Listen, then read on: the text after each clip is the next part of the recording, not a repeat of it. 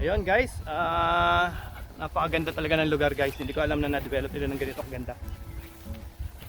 So, sa isang araw babalikan uli natin ano.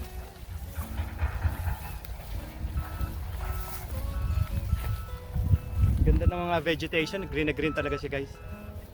Ayan. So, yeah, since nung kinlose tong Edmonton na to, yung domestic airport, ngayon lang uli natin nakita ng ganitong closer look. Dati nagpi-pick up lang tayo ng shipment dito from cargo jet or doon sa ano. Pero ngayon tingnan niyo, isang napakagandang community na.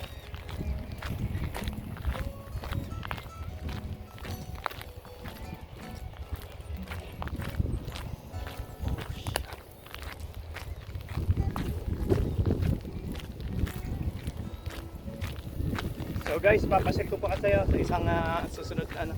Mamaya iikot natin 'to. Yun guys, tayo nagbabalik. Nagbabalik tayo guys, nagbabalik. Yan, oh guys, iikot ko pa kayo no. Ilibutin natin tong lugar na 'to. Ayan guys, pakita ko sa inyo yung downtown sa background. Ito yung background niya. Ang ganda ng background talaga niya.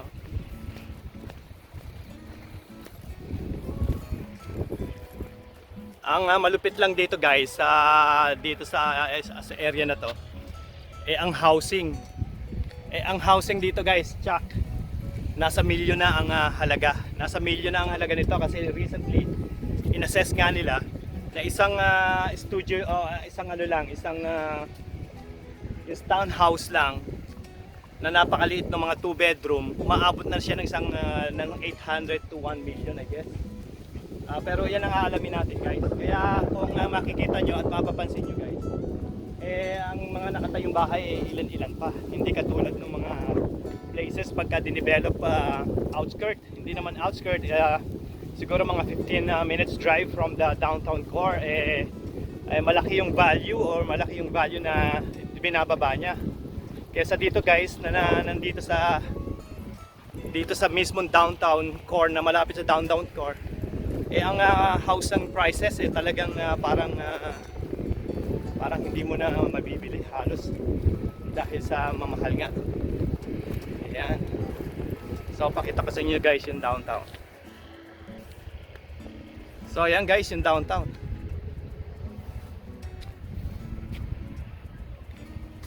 Ayan oh. So yung downtown dito kung lalakarin mo nasa 15 minutes lang yan. Kung driving naman is 3 minutes lang. 3 minutes away lang. Ito yung thermal energy building nila. Ayan.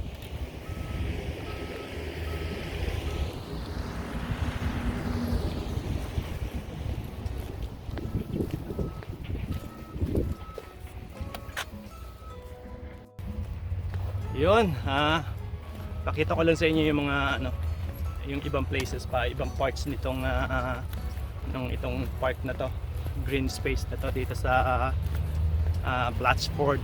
Ayan. Ito tinatawag na Blatchford Community guys. Ayan.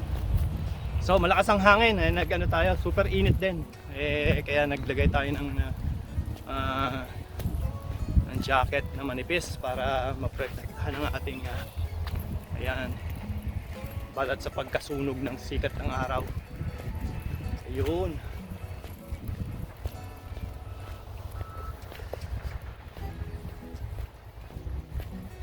Ipuntahan natin yung ibang part nung part na to.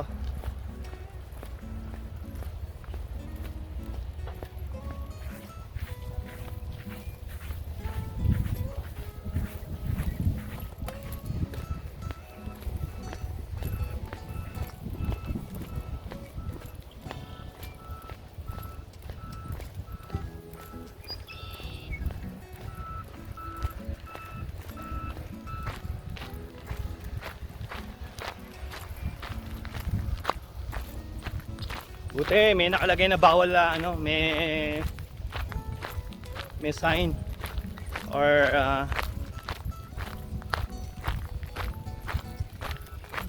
sabi bawal daw maligo. Buti nilagyan nila nung, kundi maliligo ako eh. Panay ano yan, panay dumi ng siguradong panay dumi ng ano yan, gis.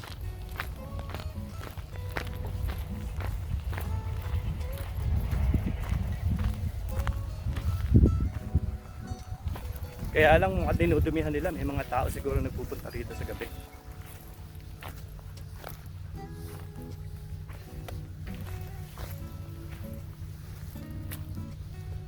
Ganda ng lugar guys.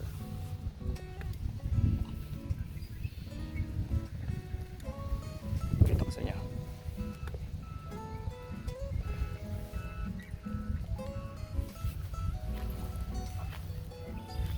Wala kayang isda rito, palagay ko wala. Pero who knows. Pero ang ganda ng tubig guys, oh. Sabi hindi daw gaganda tubig dito.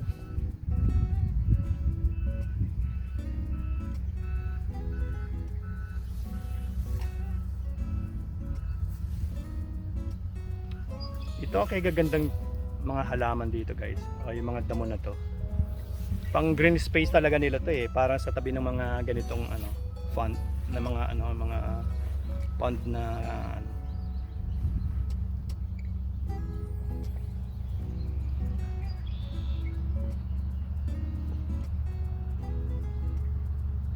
ito ang tinatawag nila. Lagi ito naman sa mga development community nga, inuulit ko, mitigation na mitigation flood control pond. Yan.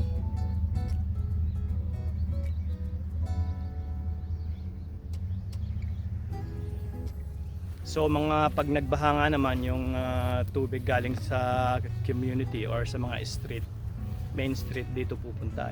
Sa laki nito guys, bago mapuno ito matatagal-tagalan. Kaya walang baha-baha Hindi naiiwasan nila yung mga baha dito dahil dito nga sa flood control project or bylaws ng City of Edmonton. Kaya dito sa City of Edmonton guys, ang flooding halos wala akong nakita pa. Ang flooding dito yung guys sa mga tunnel o sa ilalim ng mga street na bigla pag bumuhos ang ulan.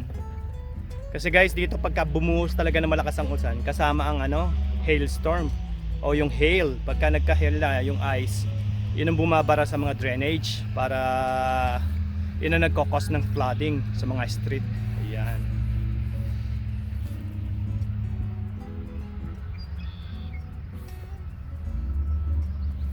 Ala, yung ating doon naglumipat sa kabila. Puntahan natin yung geese guys. Yun. Ang ganda talaga ng vegetation guys. Huwag lang tayo hulihin dito.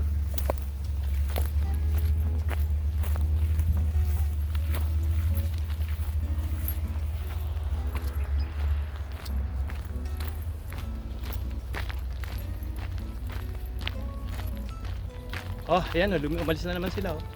Sama-sama silang naglalangoy.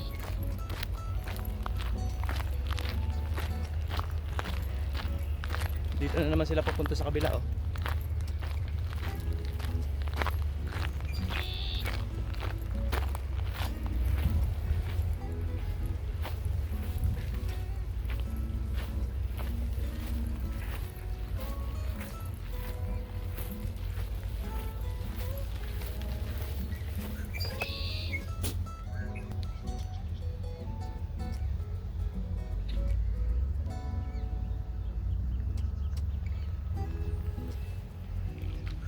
Guys, ang dami nila.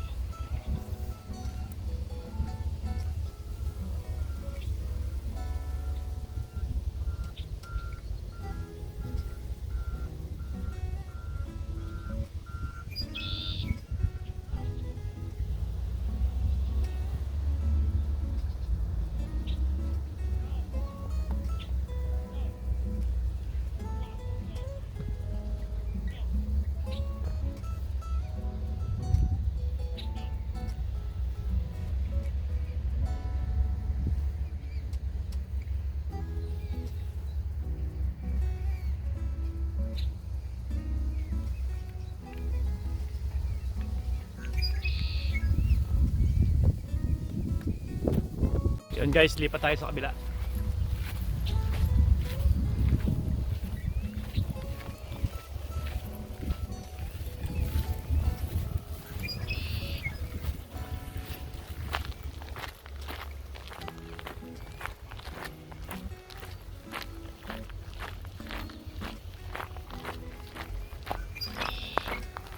So napakarami talagang ano, mga geese, yung migratory ducks and birds.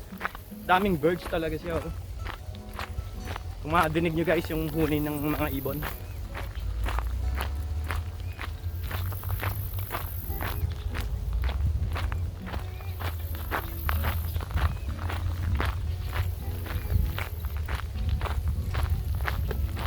Bagay may mga 10 years na rin yung close tong ano itong domestic airport na to, kaya hindi rin na nakakapagtaka na ang vegetation talagang magano ng kaganda dahil sa 10 taon na. Pero parang ma-smell po, maamoy-amoy mo pa rin yung mga diesel. Lumayo na naman sila guys. Dito sa part na to, ganda.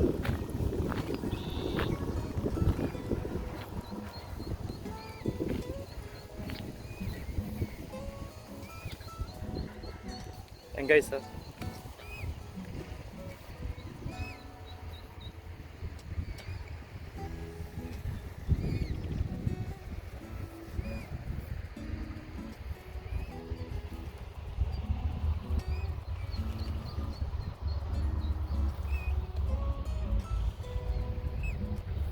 para silang yung migratory bird na ano, galing sa galing sa Japan or China.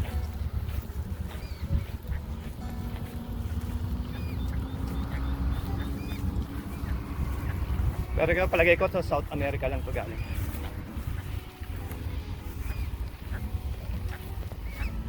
Ito guys yung sinasabi ko sa inyong vegetation na parang lemongrass. Pero may bunga siya guys, so tingnan nyo. Yung bunga niya, ayan. Tuyo na siya hindi natin inabutan nung maganda pa siya, sumisibol pa lang. Yan, pagka yun nalaglag na naman siya, dadami naman siya katulad nung Kaya para tong tawag diyan sa atin, bakawan. Ito tinatawag. Ano tawag doon?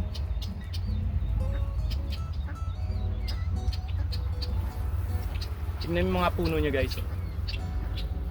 Kung sa atin to, ang dami ng isda nito Ang daming pwedeng pagtaguan ng isda. Doon ang puno, may ibon. Saan si Birdie? Birdie. Hey Birdie. Birdie. Nasaan siya? Hey Birdie. Nasaan si Birdie? Yun. Ayun oh. Yun oh, injury yata. Tulungan natin. Yun.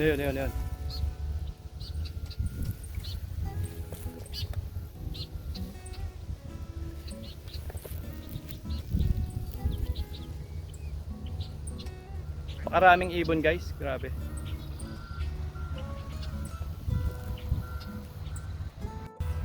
Ayun guys, dito muna natin tatapusin ang video na to, at tayo babalik na sa base at papasok pa tayo naipinasyal ko lang kayo ngayon guys at para makita niyo yung lugar na rin. Yan. Alright guys, napakaraming salamat po uli. Muli po ako nagpapasalamat sa mga nag-subscribe. Ayan.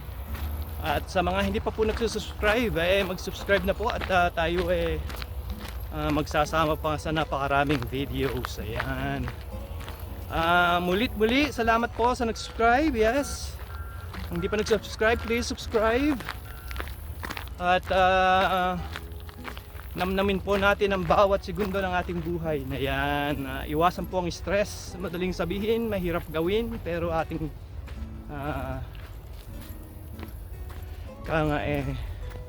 we have to try harder, try and do our best of our ability. Yon.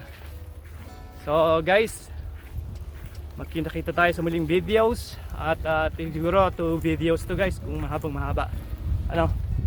Enjoy natin. At kung may mga request kayo, mga places na you guys na mapuntahan, nakasama ko kayo, sabihin nyo lang po at i-requestin nyo at pupuntahan natin ang lugar na yun, ano? Ayan, pagpag natin yung ating binti.